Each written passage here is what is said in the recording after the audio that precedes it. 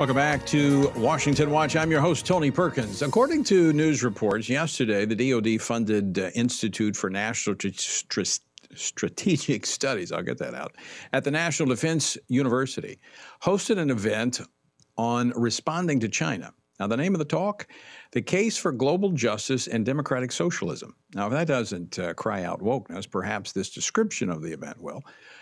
Thomas Piketty will argue that the right answer, this is from their website, lies in ending Western arrogance and promoting a new egalitarian horizon on a global scale, a new form of democratic and participatory ecological and post-colonial socialism. Now, beyond sounding like a word salad, it is frightening that that's what our military is involved in. I mean, does that sound like something the U.S. military needs to be focused on?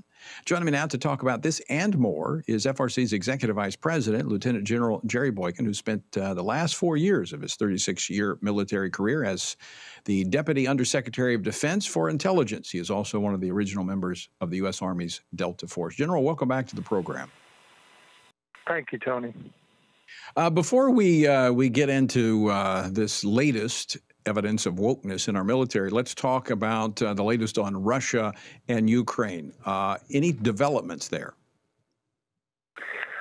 No, I think that it's more of the same. I think it's getting more intense as Putin is shuffling his forces around.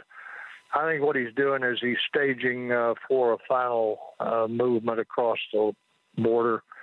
And I think at this point, all indications are that he is going to invade Ukraine. Now, hope is not a strategy, but we can hope that he changes his mind, that something breaks, that will give him an out on this. But right now, it looks awfully bleak in terms of what's going to happen there. I think he's going to invade.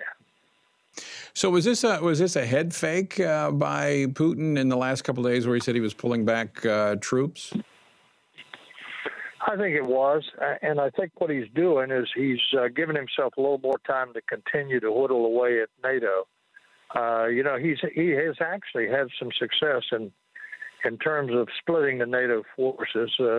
Certainly, he has pulled Germany off, and regardless of what is being reported by the media, I think that the Germans are really not into this, and they've already made a declaration that the only thing that they're going to provide is going to be medical facilities. They're not going to do anything else to try and help with the Ukraine situation. So I think he's giving himself a little bit more time, but I think that I think he's trying to keep the West off balance, but I also think that he's doing everything he can now to further weaken NATO, which will have long-lasting consequences.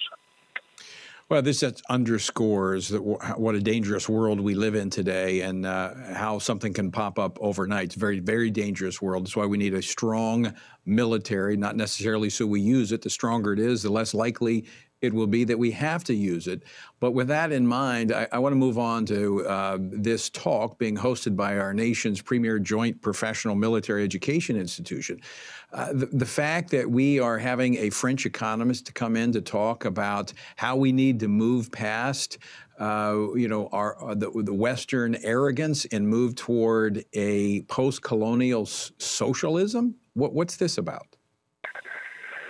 Yeah, well, first of all, this is the most prestigious institute of learning in our military, and you and I have talked about this a number of times. If you want to change American society, you've got to change the military. You can't have this big anchor called the U.S. military if you're really trying to make substantial changes, as that is exactly what's going on.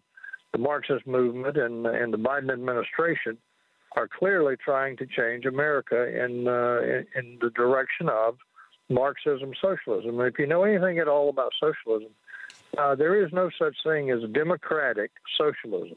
There really is not. There are some nations that are democratic to an extent that practice portions of socialism, but they're not really socialist countries. And the experts say there are only three socialist countries. That's Cuba, North Korea, and Venezuela.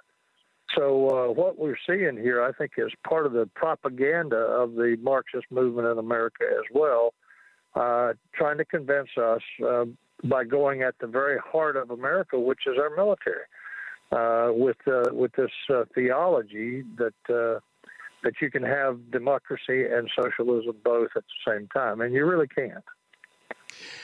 General Boykin, I mentioned this earlier. Senator Roger Wicker of Mississippi, a member of the Senate Armed Services Committee, said that under President Biden, the military has spent 6 million man-hours on this wokeness training. I mean, yeah. What did they not do while they were doing this? Yeah, and also keep in mind, in fact, I was just on the phone with some folks today, getting a little update on some of this stuff. And there is a report that is either out or it's coming out that talks about how the Navy does not have full crews on its ships anymore. The recruiting has become so difficult. And a lot of it, in fact, almost all of it, can be tied back to the amount of time that we've spent doing this wokeness training, doing the critical race theory, and talking about white rage, as General Milley talked about. And all of this is doing is running people out of the military or preventing them from coming into the military. And now, at a time when our adversaries are becoming even more bold, we are in a decline. Our military is in a decline. And I tell you, Tony, it's very bothersome. I think that as Americans, we should all be very concerned about this. It is a great concern, and again underscores the consequences of elections. General Jerry Boykin, always great to talk with you. Thanks so much for joining us this afternoon. Good to be with you, Tony.